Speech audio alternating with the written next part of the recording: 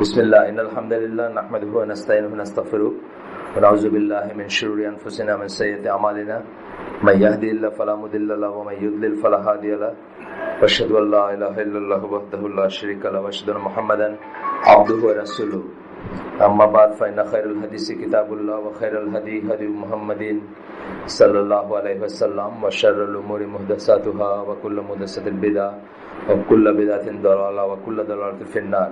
আসসালামু আলাইকুম ওয়া রাহমাতুল্লাহি ওয়া বারাকাতুহু। আমরা এই বইটা যেখান থেকে শেষ করছিলাম সেখানে যাচ্ছি, religious extremism in the lives of contemporary Muslims, সমকালীন মুসলিমদের জীবনে ধর্মীয় চরমপন্থা। আমরা শেষ করছিলাম যে মসজিদের ব্যাপারে, মসজিদে না যাওয়ার ব্যাপারে এক্সট্রিমিস্ট গ্রুপগুলা যে মানুষকে এনকারেজ করে অথবা মানুষকে প্ররোচিত করে অথবা আদেশ দেয়, সেটা যে ভ্রান্ত, সেটা যে ঠিক না, সেটার দলিল পত্র আমরা দেখতেছিলাম। আর এক্সট্রিমিস্ট গ্রুপগুলোর ভিতরে হয়তো একটা ধরে করা সম্ভব হয় নাই। ওনারা মানে যিনি বইটা লিখছেন উনি একটা গ্রুপকেই করছেন যারা সবচেয়ে বেশি কট্টর ছিল এই ব্যাপারে, মিশরের তাকফির বা হিজরা, তাদের ব্যাপারে তাদেরকে এক্সাম্পল হিসাবে নিছেন বা তাদের কথাটা আনছেন এখানে। আমরা পড়ছিলাম যে মসজিদকে মসজিদ বলতে হইলে তাদের মতে 3টা কন্ডিশন ফুলফিল করতে হবে, এটা আমরা পড়ছিলাম এখানে। ওখান থেকে আমরা একটু ছোট্ট করে দেখি। কন্ডিশনগুলো ছিল শুধুমাত্র আল্লাহর ইবাদত হইতে হবে। 2 নম্বর কন্ডিশন ছিল তাদের মতে আর কি। 2 নম্বর কন্ডিশন ছিল those who attend and maintain the mosque, যারা সালাত আদায় করেন এবং যারা মেনটেন করেন, রক্ষণাবেক্ষণ করেন, খাদিম যারা, must meet certain conditions and qualification। কিছু কন্ডিশন এবং কোয়ালিফিকেশন না হইলে তারা সেটা করতে পারবেন না। আর 3 নম্বর হচ্ছে যে ওই মসজিদটা ভালো একটা পরেজগারি এবং আল্লাহর তাকওয়ার উপর প্রতিষ্ঠিত হইতে হবে, অর্থাৎ তাকওয়ার উপর বেস করে মসজিদটা বানানো হইতে হবে। তো এই 3টে কন্ডিশন নিয়ে এটা ছিল তাদের কন্ডিশন। তারপরে আমরা ক্রিটিক যেটাকে বলি, মানে তাদের কথাগুলো যে ঠিক না সেই সম্বন্ধে অনেকটুকু আগে গেছি। তো আমরা দেখছি যে প্রথম কন্ডিশনটা যে কি সমস্যা, কি সমস্যা নাকি দেখেন উপরে চলে যেতে বলেন। তো প্রথম কন্ডিশন যেটা আমরা দেখছি যে আল্লাহ অ্যালোন মাস্ট বি ইনভোকড, শুধুমাত্র আল্লাহর ইবাদত করতে হবে। এটা তারা যে আয়াতটা যেটা করেন, যে আয়াতটা কোট করেন, তা না হলে এটাকে মানে মসজিদ বলা যাবে না, এই আয়াতটা ঠিক মানে যেভাবে কোট করেন সেটা ঠিক না। আমরা এই পর্যন্ত গতদিন দেখছি যে তারা যেভাবে আয়াতটাকে বলতে চান, কথাটা মিনিংটা অ্যাকচুয়ালি তা না। এটা আমরা কি কোথা থেকে দেখলাম যে এটার যারা করছেন, এটার কি বলে, এটার তাফসীর যারা করছেন এই আয়াতটার, আমি আবার আয়াতটা পড়ে দিচ্ছি একটু। এই আয়াতটা ছিল সূরা জিনের 18 নম্বর আয়াত, যেখানে আল্লাহ বলতেছেন and the places of worship are for Allah alone, so invoke not anyone along with Allah। ইবাদতের জায়গাগুলো শুধু আল্লাহর একার। দেখেন তো কি বলতে চাই, পরে কথা বলবো। শামীমের ফ্রেন্ড, ইবাদতের জায়গাগুলো হচ্ছে শুধুমাত্র আল্লাহর, সুতরাং শুধুমাত্র আল্লাহর নাম নিবা ওইখানে, এরকম ছিল এই আয়াতটার অর্থ।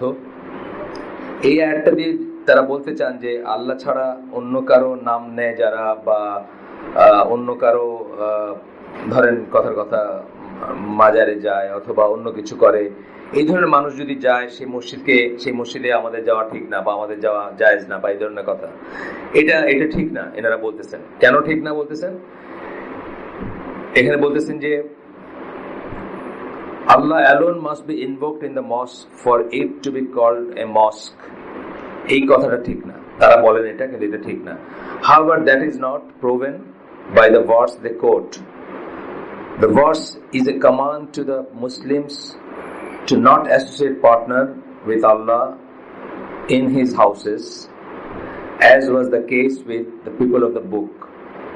এরপর তাবারির একটা দিচ্ছেন, এটুকু আমরা পড়ছিলাম গতদিন, যে আহলে কিতাবরা যেরকম তাদের মসজিদকে শিরকের কুফরের জায়গা বানায় নিছিল, আল্লাহ ছাড়া অন্যের করতো। আপনাদের বলতেছিলাম আমার ঘটনা যে ইংল্যান্ডে একটা গেছিলাম, আমি গির্জায় গেছিলাম, কভেন্ট্রি ক্যাথেড্রাল, যেটা সেকেন্ড ওয়ার্ল্ড ওয়ার সময় ধ্বংস হয়ে গেছিল, ওরা আবার বানাইছে।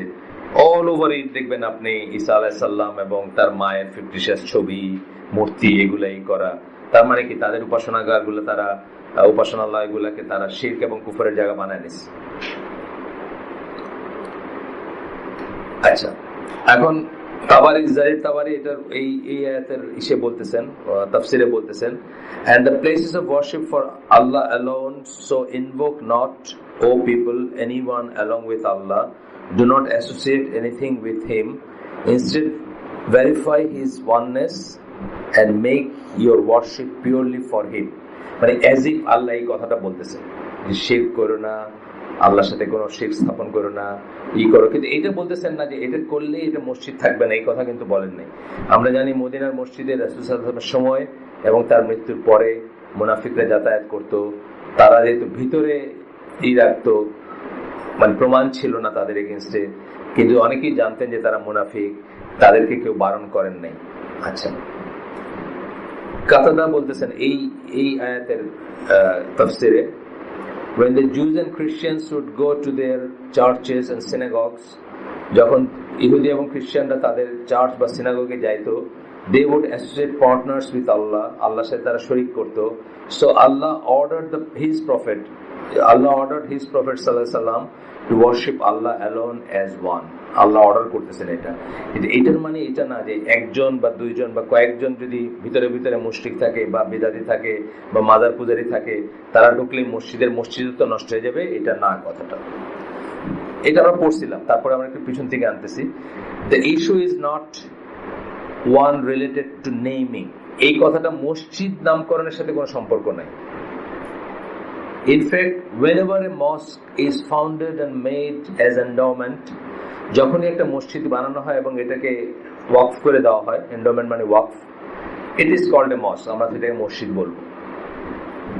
If in the mosque someone other than Allah is invoked, যদি সেই মসজিদে আল্লাহ ছাড়া আর কাউকে ডাকা হয়, যেমন মিলাদ পড়া হইতেছে যখন, তখন হয়তো হচ্ছে বা অন্য সময় হচ্ছে, or some of the worshippers call upon a deceased person, কিছু কিছু যারা নামাজি আসছেন তারা কোন মৃত মানুষকে ডাকেন, স্মরণ করেন, গাউসুল আজম মসজিদ আছে বা অন্য কোন মসজিদ আছে, স্মরণ করেন। আমাদের দেশে পাওয়া যাবে এই মসজিদ যেখানে মৃত মানুষকে স্মরণ করা হচ্ছে, যেমন সিলেটের মসজিদে অনেক সময় হয়তো পুণ্যভূমি বইলে দেখবেন শাহজালাল শাহপরানের নামটা নিতেছে কেউ বা কোন মসজিদে। তো বলতেছেন, this does not make the mosque then built upon associating partners with Allah. এইটা যদি কেউ করে তাতে মসজিদটা শিরকের মসজিদ বা শিরকের উপর প্রতিষ্ঠিত মসজিদ হয়ে যায় না, thereby losing the name mosque, এবং তাতে মসজিদ নাম গুছে যাবে তা না। এই চরমপন্থাগুলো আমাদের ভিতরে আছে না, আমরা তো বুঝি। আমাদের এখানে রোজ প্রশ্ন আসে যে হানাফি মসজিদে নামাজ পড়া যাবে কিনা, ওই মসজিদে পড়া যাবে কিনা, রাস্তায় ট্রাভেল করতেছি পড়া যাবে কিনা। আমরা স্পেসিফিক্যালি যদি না জানি যে কোনো একটা মসজিদের সমস্যা আছে, বড় ধরনের সমস্যা, যেমন কবরের উপরে মসজিদ বানানো হয়েছে এবং সেই কবরে পূজা করা হয়, অথবা কাদিয়ানীদের মসজিদ অথবা শিয়াদের মসজিদ, এইরকম স্পেসিফিক যদি আমাদের কোনো না থাকে, তাহলে আমরা যে কোনো মসজিদে নামাজ পড়বো। কি সমস্যা এখানে কি ছিল না, চলে গেছে।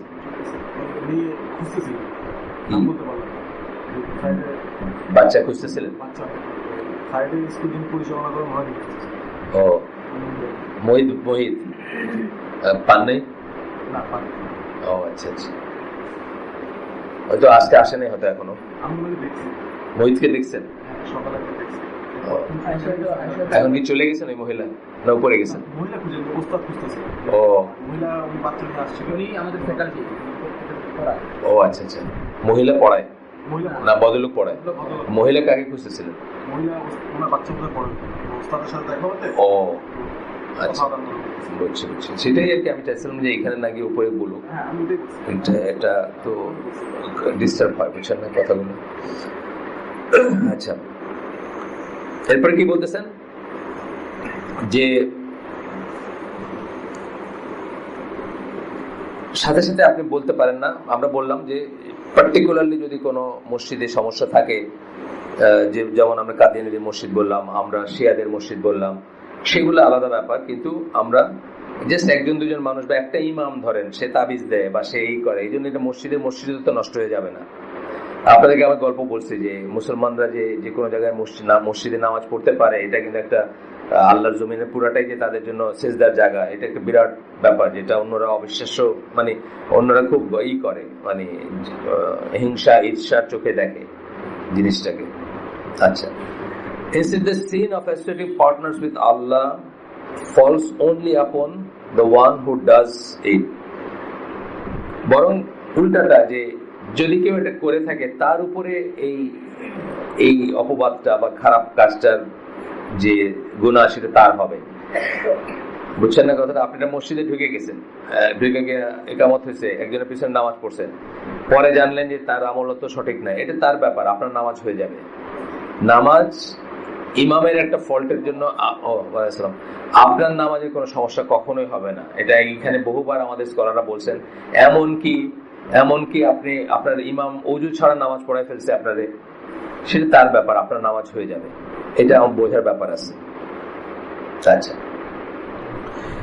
এটার হিসেবে কোট করতেছেন সূরা ফাতিরের 18 নম্বর আয়াত, যেখানে আল্লাহ বলতেছেন যে কারো বোঝা কেউ বহন করবে না। এমনি অন্যখানেও আছে, সাধ্যের অতিরিক্ত বোঝা না, এটা আমরা জানি। আবার একজনেরটা আরেকজন বহন করবে না। আপনি ওযু ছাড়া নামাজ পড়ছেন দেখে আমার নামাজ নষ্ট হবে না, এই হচ্ছে কথা। আচ্ছা, if the simple existence of calling upon other than Allah in a mosque would remove the name mosque from that building, then such occurs even in mosques of the Messenger of Allah sallallahu alaihi wasallam. যদি কেউ আল্লাহ বিরুদ্ধে কিছু, আল্লাহ ছাড়া অন্য কাউকে ডাকার জন্য মসজিদের স্ট্যাটাসই নষ্ট হয়ে যায়, তাহলে তো আল্লাহ রাসূলের মসজিদ নববীতে অহরহই হচ্ছে। আপনারা জানেন শিয়ারা যায়, যখন হজ করতে যায়, তারা তো অন্য কথাবার্তা বলে বা যাই বলে, সেটা না, সেটা ব্যাপারটা না এখানে বলতেছেন। এবং আমি যে মুনাফিকদের যে উদাহরণ দিলাম সেটাও না ব্যাপারটা। মসজিদুল হারামেও যায় মানুষ, এবং লুকায় কাফের মুশরিকরাও গেছে। আমরা জানি হজের স্টোরি সম্বন্ধে একটা বই আছে আমাদের কাছে,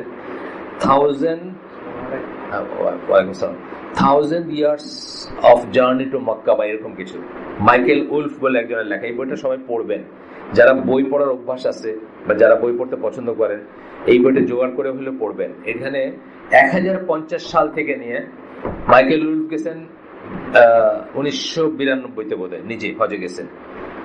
উনি মুসলিম, এবিসির ছিলেন, ফটোগ্রাফার, সাংবাদিক ছিলেন, কি ক্যামেরাম্যান ছিলেন বা কিছু, আমেরিকান মুসলিমদের ভিতরে ইনফ্লুয়েন্সিয়াল একজন। তো উনি এই বইটা লিখছেন 1050 থেকে শুরু করে ওনার হজে যাওয়া পর্যন্ত ডিফারেন্ট, খুবই সুন্দর। আপনি দেখবেন হাউ থিংস চেঞ্জ। মানুষ হাইটে যাইতো, তারপরে উঠে যাইতেছে, তারপরে জাহাজ যাইতেছে, পথে মরে যাইতেছে। তো ওইখানে আছে যে ইতিহাসে ছদ্মবেশে একজন হচ্ছে কি বার্কহার্ট, সুইস মুসলিম, মানে সবাই মনে করেন পরে মুসলিম হয়েছিলেন। আরেকজন হচ্ছে এই স্যার রিচার্ড বর্টন, মানে এই রিচার্ড বর্টন না, এই রিচার্ড মানে একটা নায়ক আছে না, এটা না, নায়ক রিচার্ড বর্টন না, উনি ছিলেন আরেকজন, বই আছে ওনার এর আগে আর কি, মানে ধরেন 1800 সামথিং অথবা ওইরকম সময় আর কি, 1800-1900 শুরু শেষ এরকম, মানে টার্ন অফ সেঞ্চুরিতে ওনারা হজ করছেন। এবং কেউ কেউ বলেন মুসলিম হিসেবে করছেন, আগেই মুসলিম হয়েছেন, কেউ কেউ বলেন ছদ্মবেশে করছেন, মানে করছেন কি বলে স্পাইন টাইপের আর কি, দেখতে যে এখানে কি হয়, ভিতরে কি হয়। কারণ আপনারা জানেন তো মসজিদুল হারামে তো ইসের প্রবেশ নিষেধ, কাফেরদের প্রবেশ নিষেধ, সেই হিসাবে আর কি। যাই হোক, সেটা এই লেখক লিখছেন যে মুসলিম হিসাবেই লিখছেন এবং তাদের অবজারভেশন গুলোও লিখছেন আর কি। তো এইভাবে ধরে কাফেররা করে থাকতে পারে মসজিদুল হারামে অথবা মসজিদ নববীতে হজের সময়, বা আদারওয়াইজ তারা গিয়ে থাকতে পারে। তার মানে মসজিদের স্ট্যাটাস নষ্ট হয়ে যাবে এমন কোনো কথা নেই। আচ্ছা, যাই হোক, এরপরে বলতেছেন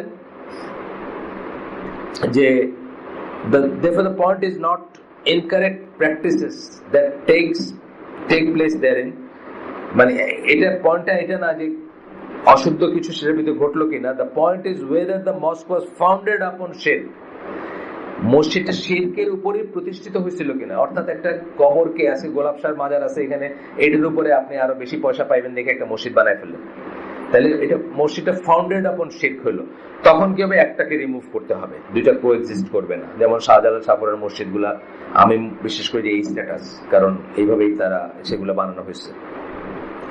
If a mosque were built upon a grave of a saint or prophet, then the prayer said therein is not valid. একটা কবরের উপরে কোন নবীর অথবা কোন ঈশের কবরের উপরে যদি মসজিদ হয় তাহলে সেখানে সালাতটা ভ্যালিড না। The Messenger of Allah sallallahu alaihi wasallam said, যাই হোক এটা তার রাসূল সাল্লাল্লাহু আলাইহি ওয়াসাল্লাম একটা হাদিস, এটা আমরা আগের দিনে পড়ছি। আল্লাহ কার্স দ্য জুজ এন্ড ক্রিশ্চিয়ানস, আল্লাহ ইহুদি এবং খ্রিস্টানদেরকে লানত করেন, for they took the graves of their prophets as mosques, তারা তাদের নবীর কবরগুলোকে মসজিদ বা উপাসনা বা ইবাদতের স্থান হিসেবে গ্রহণ করছে। গেল এই পয়েন্ট শেষ। তাহলে আমরা বুঝলাম কি যে ওই আয়াতটা কোট করে একটা মসজিদকে মসজিদ থেকে বাদ করা যাবে না যদি এটা ফাউন্ডেড না হয় অন শিরক, যদি এরকম কিছু না হয়। 2 নম্বর পয়েন্ট, তারা যে 3টে কন্ডিশন বলছিলেন, প্রথম কন্ডিশনটা গেল, এই সেকেন্ড কন্ডিশনটাকে আমরা আজকে পড়বো। সেকেন্ড কন্ডিশনটা হচ্ছে, কন্ডিশনটা একটু এখানে দেখি আলাদা জায়গায়।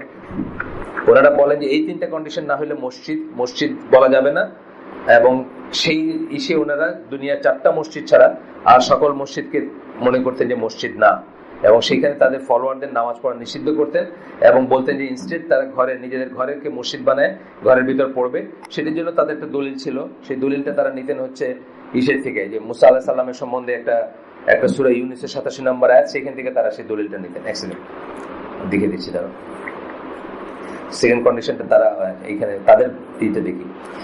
Those who attend and maintain the mosque, যারা মসজিদে নামাজ পড়েন এবং মেনটেন করেন, রক্ষণাবেক্ষণ করেন, must meet certain conditions, তারা কিছু ফুলফিল করতে হবে, কিছু কন্ডিশন শর্ত পূরণ করতে হবে, and qualifications that mentioned by Allah in the verse, এবং কিছু গুণাগুণ থাকতে হবে যেটা সূরা তাওবার 18 নম্বর আয়াতে আল্লাহ বলছেন। হ্যাঁ, 18 নম্বর আয়াতে বলছেন, মানে এইটা না হইলে মসজিদ হবে না এটা বলেন নাই, বরং বলছেন যে মসজিদ যারা এটা করবে তারা এরকম হবে। অনেক সময় একটা জিনিসের 2-5টাই হয় না, মানে একটা পাশ সত্যি আরেকটা পাশ আল্লাহ কন্ডিশনাল করেন না, এটা আমরা দেখবো, এটা এখন পড়বো। আচ্ছা, এখানে কি বলতেছেন? ওই আয়াতটা ছিল সূরা তাওবার 18 নম্বর আয়াত, যেখানে আল্লাহ বলতেছেন, পড়ে দিই একটু, তাহলে আমরা একটু তরতাজা থাকবে আর কি। সূরা তাওবার 18 নম্বর আয়াতে আল্লাহ বলতেছেন, যেটা ওনারা কোট করেন আর কি, The mosques of Allah shall be visited and maintained by such as believe in Allah. আল্লাহর মসজিদ সমূহ ভিজিটেড মানে যাবে এবং মেনটেন করবে, রক্ষণাবেক্ষণ করবে, খেদমত করবে, by such as believe in Allah, এমন মানুষ যারা আল্লাহ বিশ্বাস করে, and last day, এবং শেষ বিচারে বিশ্বাস করে, শেষ বিচারের দিনে বিশ্বাস করে, অর্থাৎ কাফেররা করবে না মেনটেন। সোজা কথা, মসজিদের রক্ষণাবেক্ষণ কাফেররা করবে না, মসজিদ ভিজিট করবে না কাফেররা, অর্থাৎ মসজিদে কাফেররা উপাসনা করতে যাবে না। সিম্পল কথা, মুশরিক কাফেররা যাবে না। Establish regular prayers and practise regular charity, সালাত এবং যাকাত, সালাত এই করে কায়েম করে, যাকাত আদায় করে, and fear none at all except Allah, আল্লাহ ছাড়া কাউকে ভয় করে না। আচ্ছা, it is they who are expected to be on true guidance, এদেরকেই আমরা আশা করতে পারি হেদায়েতের উপর আছে যারা এরকম মানুষ। এই আয়াতটাকে তারা কোট করতেন, এখন ইনারা বলতেছেন যে এই আয়াতটা কোট করে এটা প্রমাণ করা যাবে না যে একজন মানুষ বা 2জন মানুষ বা 10% মানুষ যদি এমন যায় যাদের ভিতরে সন্দেহ আছে বা যাদের ভিতরটা আমরা দেখতে পারতেছি না কাইটা কি আছে ভিতরে, অথবা যারা হয়তো আমরা এত সন্দেহ করতেছি যে এরা ঠিক মতো আছে না, আমাদের সমাজে তো এখন আছে, তার মানে এটা মসজিদের স্ট্যাটাস হারাই ফেলবে তা না। এই কথাটা এখন সেকেন্ড পয়েন্টটা করবেন। The attributes that Allah mentions in a number of verses for those who maintain and visit His house are not a condition for calling the mosque a mosque. The মসজিদকে মসজিদ ডাকার জন্য, বলার জন্য আল্লাহ যে গুণাগুণগুলোর কথা বলছেন যে এরা শুড মেনটেন, সেটা কোনো কন্ডিশন না, মানে উল্টাটা ঠিক না। আল্লাহ বলতেছেন এরকম মানুষেরই করা উচিত, কিন্তু এরকম মানুষের যদি না করে অন্য কেউ করে বা যায়, তার মানে এটা মসজিদত্ব চলে যায় তা না। কিন্তু তাইলে মসজিদুল হারাম, আবারও মসজিদুল হারামেরও মসজিদত্ব নাই। আমাদের দেশে সব কাফের মুশরিকরা গিয়ে ঘুরে আসছেন ওইখান থেকে, মানে টেকনিক্যালি যারা কাফের মুশরিক আর কি, যারা লিটারালি আল্লাহ বিশ্বাস করে না, তারা সবকে হজ করে আসছে না। বহুত মানুষ আছে তারা হজ করে আসছে, ওমরা করে আসছে, করে আসছে, নবীর কি বলে মসজিদে নামাজ পড়ে আসছে, অফিসিয়াল ট্যুরে গেছে বা যাই গেছে না অনেক, তো তার মসজিদ কি নষ্ট হয়ে গেল নাকি? মসজিদকে মসজিদ বলা যাবে না, সেটা ঠিক না। আবারও পয়েন্টটা হচ্ছে যে এটার কোন মসজিদের মেইন কাজই কি এটা নাকি শিরক এবং কুফর, এটা হচ্ছে ইম্পর্টেন্ট জিনিস। কিন্তু কোন একজন মুশরিক, কোন একজন কাফের গোপনে অথবা তার মুসলিম নামের আড়ালে সে গেল, এই জন্য এটা মসজিদে তো নষ্ট হয়ে যাবে, সেটাই না।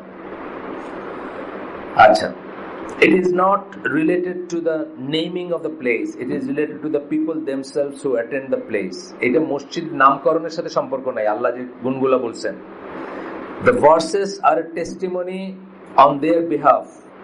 আর শুধু তাই না, ভার্সেস এখানে এই আয়াতগুলোতে অ্যাকচুয়ালি আল্লাহ বলতেছেন যে যারা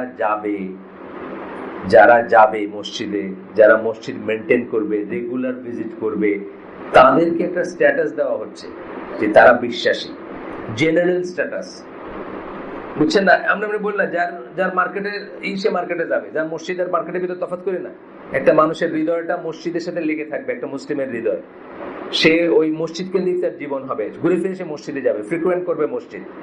এটা হচ্ছে জেনারেল সার্টিফিকেশন। যেমন সৌদি আরবে আমরা বলি যে সৌদি আরবের লাইফটা হচ্ছে মসজিদ কেন্দ্রিক লাইফ, মসজিদ কেন্দ্রিক সবকিছু। আমাদের সেটা না, কিন্তু আমাদের ভিতরে যারা আছেন, ধরেন এভরিডে আপনি দেখেন যাদের চেহারা, তার মানে কি তারা তাদের প্রাণটা, তাদের মনটা, তাদের হৃদয়টা মসজিদে লেগে থাকে। শতইও তাদেরকে আল্লাহ বলছেন না যে ট্রাফিক তাদেরকে বিরত রাখতে পারে না, কাজ তাদেরকে বিরক্ত রাখতে পারে না, সেই রকম একটা ব্যাপার।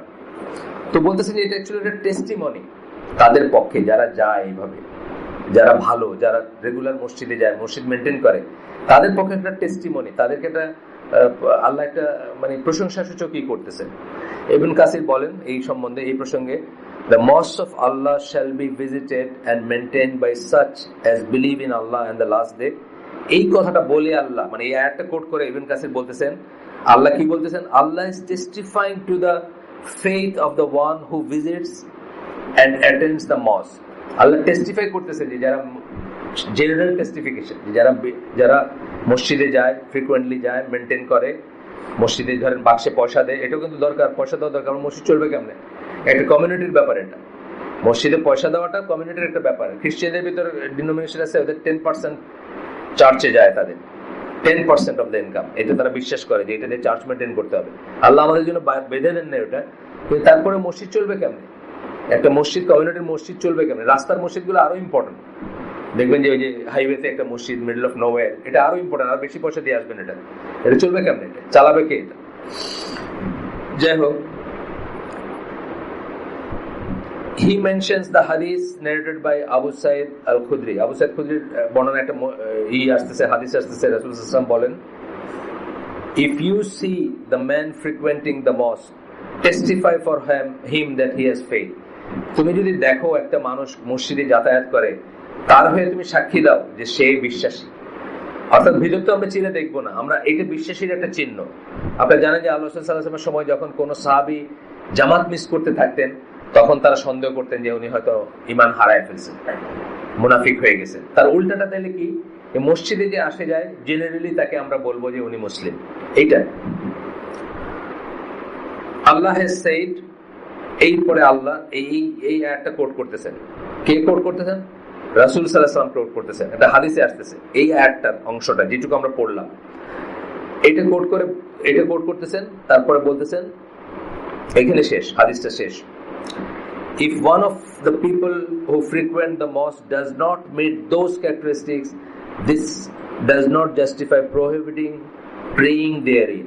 একজন যদি এটা মিট না করে বা দুইজন মিট না করে, 10% মিট না করে, আমরা অন্যদেরকে বলতে পারবো না যে তোমরা মসজিদে নামাজ পড়ে না, এই মসজিদে নামাজ পড়ে, অথবা মসজিদে নামাজ পড়ে, যেটা তারা করতেছিলেন, যেটা তারা বলতেছিলেন যে 4টা মসজিদ ছাড়া পৃথিবীর সব মসজিদ নষ্ট হয়ে গেছে, এগুলো তার নামাজ পড়া যাবে না, এগুলো যাতে না করতেন তারা মানুষের।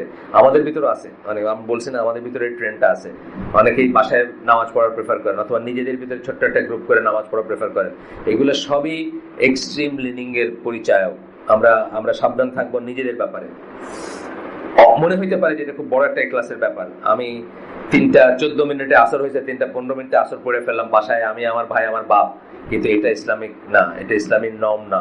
ইসলামিক নর্ম হচ্ছে আপনি দেরিতে হইলেও ওই জামাতে যাবেন, সেটা হচ্ছে নর্ম। আচ্ছা, এরপর বলতেছেন কি, this does not justify prohibiting praying therein. আচ্ছা গেল, this is because a human is not held accountable for the sins of another. আরেকজনে কি মনে করছে, কি করে যাইতেছে। আমি এখানে আমার খুব ক্লোজ একজন মানুষকে বলতে শুনছি, উনি একটা এক্সট্রিমিস্ট বলবো কিনা জানি না, আমি ওই কি বলে দল, মানে দলের অনুসারী যারা অ্যাক্টিভিস্ট আর কি, মানে খুব একলাস আলা, মানে এখন যেহেতু ইসলামিক ব্যাংক বলে কিছু নাই, সুতরাং সুদী ব্যাংক ইসলামিক ব্যাংকে কোনো ডিফারেন্স নাই। এই যাদের কথা বলতেছে এই গোষ্ঠীটার অধিকাংশই সুদী ব্যাংকে চাকরি করে, কইরা আবার ইসলামের ঝান্ডা উঠাইতে যাচ্ছেন। আপনি যেমন, আমি যে চেষ্টা করতেছি এগেইনস্ট দ্য টাইড গিয়া, যেখানে আমি 15 টাকা করে বা 13 টাকা করে 100তে সুদ পাইতাম, সেটা না নিয়ে জিরো সুদে অথবা কোনো কিছু ছাড়াই আমি ইসলামী ব্যাংকে রাখার চেষ্টা করতেছি, একটা স্টেপ উন্নীত হওয়ার। আমি ডুবে যাচ্ছি, আমার মাথার উপরে বিশাল বোঝা, আপনি ওর উপরে একটা আটি বসাই দিলেন আর কি, যে তুমি আর আমি সেম। আমি সুদী ব্যাংকে চাকরি করতেছি, 6 ফিগার স্যালারি, আর তুমি কষ্ট করে ইসলামী ব্যাংকের টাকা রাখতেছো। আসলে ওইটা কোনো ব্যাংকই না, ওইটা ইসলামী ব্যাংক, কোনো ইসলামী ব্যাংকই না। ওইটাও যা, আমিও তাই। আমার সাথে সাথে আপনি কি করলেন, তাই না, আপনার সমান নামায় দিলেন। তো এটা হলো ওই চেষ্টাটা। আমি বলি না যে সিঙ্গাপুরিয়ানদের ভিতরে একটা জোক আছে, আপনাদের বলছি, আমার বইয়ে লিখছি, যে সিঙ্গাপুরিয়ানরা নিজেরা বলে আর কি, যে বাজারে গেলে, ওয়েট মার্কেটে গেলে তুমি দেখবা যে কতগুলো কাঁকড়া আছে যেগুলো ঢাইকা রাখছে, আর কতগুলো কাঁকড়া আছে খুইলে রাখছে। তো ঢাইকা রাখছে যেগুলা, এগুলা হলো থাইল্যান্ড থেকে বা মালয়েশিয়া থেকে ইম্পোর্টেড, ইন্দোনেশিয়া থেকে ইম্পোর্টেড কাঁকড়া। আর খুইলে রাখছে যেগুলো, ওগুলো সিঙ্গাপুরিয়ান কাঁকড়া। তা আমরা তো প্রথমে জোকটার মিনিং বুঝতাম না, জিজ্ঞেস কেন এটা সিঙ্গাপুরিয়ান কাঁকড়া, হোয়াট ইজ সো গ্রেট, যে খুইলে রাখলে সমস্যা নাই। বলেন না, ওই মালয়েশিয়ান বা ওই ইম্পোর্টেড কাঁকড়া যেগুলা, ওগুলা বাইরে চলে যাবে, আর সিঙ্গাপুরিয়ান কাঁকড়া গুলো যে বাইরে হতে চায়, বাইকগুলোটা টাইম নামাই দিবে। তো যারা এটা বলেন যে there is nothing call Islami bank, ওই রকমেরই একজন আমাকে বলতেছেন একদিন, জামাতের নামাজ পড়ে কি হবে এনাম ভাই? আপনি দেখছেন মগবাজার এলাকার যে মসজিদ গুলা, ফার্স্ট রোটা হলো সব হোটেল মালিক গুলা, ওই পচা পচা হোটেল আর কি, যেগুলা প্রস্টিটিউশন এবং মদের রাখে। এই রোতে দাঁড়ায় নামাজ পড়ে কি হবে? এই মেন্টালিটি কিন্তু দেখেন, এইটা কিন্তু একটা প্যাথোলজিক্যাল জিনিস। যাদের এক্সট্রিম লিনিং থাকে তাদের এই জিনিসগুলো থাকবে। আর আজকে আমাদের যারা ধরেন এই যে সাইফুল্লাহ ভাইরা বলেন না, একটা কোয়েশ্চেন শুরু করছে, তাতে উনি বুঝেন যে এটা কোন দলের লোক, কোন লিনিং এর লোক, এরকম ব্যাপার আর কি। এই জিনিসগুলোকে তারা কোয়েশ্চেন করবে, কিন্তু আসলে কোয়েশ্চেন করবে কেন? টু ইভেড দেয়ার ফলোইং ইসলাম। কিন্তু আসলে কারণ আপনি একটা কাফেরের দেশের ব্যাংকের বাংলাদেশের কান্ট্রি ডিরেক্টর, আপনি যে এতটাই পয়সা পান, ইসলামী ব্যাংকে গেলে এটা 1/10 হয়ে যাবে। এই জন্য আপনার ইসলামী ব্যাংক থেকে অ্যাটাক করা দরকার, এবং আপনাকে আমাকে সমান জায়গায় নেওয়া দরকার। তাহলে আপনি কি ঘুমাইতে পারবেন নাকি? এই ঐশ্বর্য নিয়ে ঘুমাইতে পারতেন না। কিন্তু আপনি আমাদের সমান জায়গায় নিয়ে গেলে কি হলো, ভাই তুমি যা আমি তা, সেম আর কি, বুঝছেন না? এই টেন্ডেন্সি নামাজের ব্যাপারেও তাই। আপনি 5 ওয়াক্ত সালাত পড়তেছেন, যাচ্ছেন, সে পারে না, তার লাইফস্টাইল এরকম না, সে কি করলো, মসজিদটারে ডিসমিস করে দিল। ডিসমিস করে কি আপনার তার সমান নামায় দিল? তুমি কি পড়তেছো? ওই যে মদখোরদের সাথে প্রথম রোতে দাঁড়ায় মদখোররা, ইজ নট মাই ডিউটি। মদখোর না কে দাঁড়াইছে প্রথম রোতে, আমি তার ভিতর চিরে দেখতে পারি, আমি চিনিও না তাকে, আমি চিনতেও যাবো না। তুমি চিনছো কেন? আমি তো চিনিও না তাকে। তো এইসব হচ্ছে ব্যাপার, এগুলো আমাদের ভিতরে বসবাস করে। যার কথা বললাম সে আমার খুব ক্লোজ, সে হয়তো এই আমাদের মতো এই ছাপোসা মানুষের লেকচার কোনোদিন শুনবে না, শুনলেও আমার কোনো কিছু আসে যায় না, আমি তাকে সামনাসামনি বলি এটা। কিন্তু ব্যাপারটা হচ্ছে এরকম যে এই দুইটা কথাই সে আমাকে বলছে, ইসলামী ব্যাংক না, এরকম ব্যাংকের জাতি না, এটা সুদী ব্যাংকে কোনো তফাৎ নাই। সুদকে কি বলে, সুদকে বোরখা পড়াইছে, দাড়ি টুপি পড়াইছে। হ্যাঁ, ইসলামী ব্যাংকের অনেক ফ্ল থাকতে পারে, ফ্ল আছে, আমরা কখনোই পারফেক্ট বলি নাই যে ইসলামিক ব্যাংক পারফেক্ট হইতেই পারে না। একটা সুদী সিস্টেমের ভিতরে ইসলামিক ব্যাংক পারফেক্ট হবে কেমনে? কিন্তু আমার কাছে অ্যাভেলেবল যা আছে তার ভিতরে it's the best option. If I go for banking at all, বাসের ভিতরে যদি পয়সা না রাখি, যেটা আজকে বললাম, বাসের ভিতরে কয়েন যদি না রাখি আর ব্যাংকে যদি এট অল যাইতে হয়, দ্যাট ইজ দ্য বেস্ট। এই কথাই আমরা বলি, আমরা কিন্তু এটা কখনো বলি নাই যে এটা পারফেক্ট। এবং possibly Allah willing and Allah permitting, আপনার আমার মতো লেমেন যারা স্ট্রিট রাস্তায় যারা থাকি, তাদের জন্য এখানে কোনো গুনারও ব্যাপার নাই বা কোনো হারামের ব্যাপারও আসবে না ইনশাআল্লাহ। পলিসি মেকারে করলে আল্লাহর কাছে তারা জবাব দেবে। জাস্ট লাইক এই বললাম যে অজু ছাড়া ইমাম আপনার নামাজ পড়াইছে, আপনার নামাজ হয়ে যাবে, এটা সে তার আল্লাহর কাছে জবাব দিবে কেন করছে, কি করছে। জাহান্নাম হলে তার জন্য হবে। এখানেও তাই, কোন পলিসি মেকার যদি আপনাকে ফাঁকি দেয়, বলতেছে যে আমরা এটা করি কিন্তু আসলে এটা করলো না, it's not my headache, as long as I don't know. Muslim দেশে কতগুলো ব্যাপার আছে না, এইটাই সবখানে রিফ্লেক্ট করবে। একটা কষাইয়ের দোকানে আমি গোশত কিনতে গেছি, আমার জন্য প্রাইমারিলি এটা হালাল, টিল আই নো যে এই কষাইটা হেইও করে এক কোপে এই মারছে, আপনার কি বলে, গরুটা কেটে ফেলছে, জবাই করে নাই, আল্লাহর নাম দেয় নাই, বুঝছেন না। এটা যদি দেখে ফেলি, হ্যাঁ আর খাবো না, নাহলে আমি বিসমিল্লাহ করে খাইতে পারি। এটাই ফেক, এটাই নর্ম। আপনার কাছে যাই মনে হোক, আপনার কাছে মনে হতে পারে অনেক সময় আমরা কি আল্লাহ এত সহজ করছেন, আল্লাহ সহজতাটা নিতে পারি না, আমরা বুজুর্গ হয়ে যাই আল্লাহর উপরে। যেমন বলছেন ইসলাম কি হয়েছে, একটা প্রশ্ন, একটা মেয়ে করছে একটা প্রশ্ন, ইজ ইট ট্রু যে 3টা স্টোন দিয়া ফেসেস সাফ করলে, মানে টয়লেটে গিয়ে সাফ করলে সাফ হয়ে যাবে? আমি কল্পনাই করতে পারি না। তো ইসলাম কি লিখছে, আপনি কি ভাবলেন এটা দিন না, আল্লাহ কি বলছেন এটা দিন। আল্লাহ বলছেন 3টা স্টোন এনাফ, 3টা স্টোন এনাফ, বাস শেষ। এরপর যদি কিছু থেকে যায়, you are not to be blamed for that. তবে প্রসিডিউর আপনি জানবেন কি করে, how to clean with stone, বাস শেষ। তো অনেক সময় আমরা সহজতা নিতে পারি না। আপনি দেখবেন আরেকটা খুব কমন জিনিস দেখবেন, অজুর ব্যাপারটা। এই 90% অফ দ্য প্র্যাকটিসিং A+ মুসলিমদের দেখবেন ঠিক কইতে পারেন না আছে কিনা অজুটা, বুঝছেন না। এটা করে অনেক কিন্তু নামাজের 2 রাকাত মিস করে ফেলতেছে, এবং এটা ওনার মনে হবে কখন, ঠিক মসজিদে ঢোকার মুখে মনে হবে, যখন ওনার ইকামত হয়ে গেছে, দাঁড়ায় গেছে। এটা অসওয়াজ, কিন্তু আল্লাহ সহজ করে দিয়েছেন, আপনি নিতে পারতেছেন না সেটা, এটা আপনার ফল্ট, এটা আল্লাহর ফল্ট। তো এক্সট্রিম লিনিং গুলা কিন্তু আপনি এইভাবে টের পাবেন যে একটা লাইন আছে, ইসলামী ব্যাংকিং, মসজিদ দিয়ে কি হবে, বুঝছেন না। আমরা দেখবো পরে বাকিগুলো আসতেছে। জুমা পড়াটা অনেকে মনে করেন এই দেশে জুমা পড়ার দরকার নেই। এই যে গোষ্ঠীগুলোর কথা বললাম, তার ভিতরে এরকম গোষ্ঠী বাংলাদেশে আছে, জুমা পড়ে কি হবে, দারুল হাত, বুঝছেন, কাফেরের দেশ, তাগুত, এই নিয়ে জুমা পড়ে কি হবে, জুমা পড়ার কোনো দরকার নেই। আর আরো যাবেন যদি, যখন দেখবেন ইংল্যান্ডে, আমেরিকায় একটা সাদা চামড়া মেয়ের সাথে লিভ টুগেদার করতেছে, তো এই তো right hand possesses, what your right hand possesses, এটা দারুল হার্ব না, ও তো হইলো আমার, মানে হ্যাঁ দাসী থাকতেছে সাদা চামড়া মেয়ের সাথে গিয়ে আমেরিকা, ইংল্যান্ডে, বলছেন আমার এই রাইট হ্যান্ড পজেস, যেটা আল্লাহ বলছেন না কোরআনে, এটা হলো আর একটু স্ট্রেচ করে আর কি। তো এগুলো প্যাথোলজিক্যাল। আসলে আমি এখন মানুষ একটু মায়া লাগে, এক ধরনের মায়া লাগে বলতে, কিছু মানুষ এগুলো নিয়েই জন্মায়। যেমন আমরা বলছি যে, আমরা আগে বলছি একদিন আপনাদের যে